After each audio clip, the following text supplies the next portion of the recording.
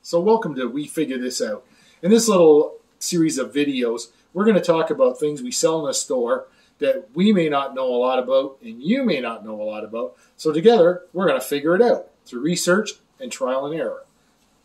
Hi. In this segment of We Figured Out, we answer another question from a customer.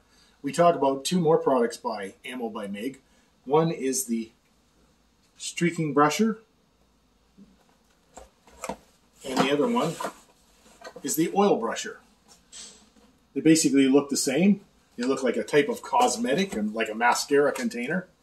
They come in a little plastic container like this with a lid, screw off top. And inside they have a brush and they will have oil paint in them. Now that's the first thing about these. It is an oil paint, similar to an artist oil. So instead of having all the tubes and having to have a palette or some kind of surface to work off them and mix them with thinners and mediums and so forth, this is ready to use right out of the container. So it saves you a bit of mess, and they claim with the self-cleaning tip and brush that will also save you product because you might put out too much and not be able to use it, and clearly you can't put it back in the tube when you're done.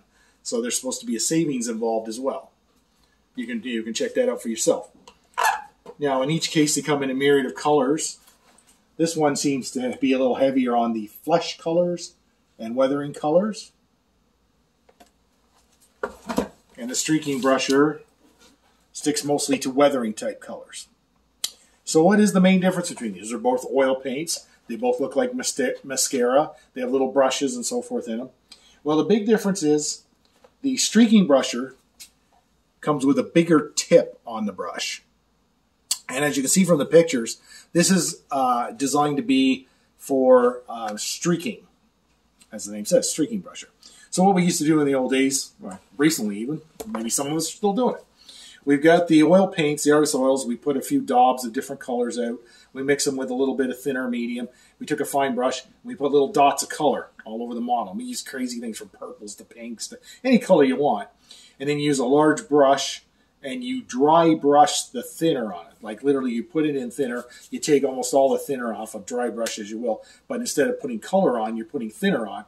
And then by drawing this down and down and down over this, you will achieve these subtle streaks, like water streaks, rust streaks, and things like that that flow down the model.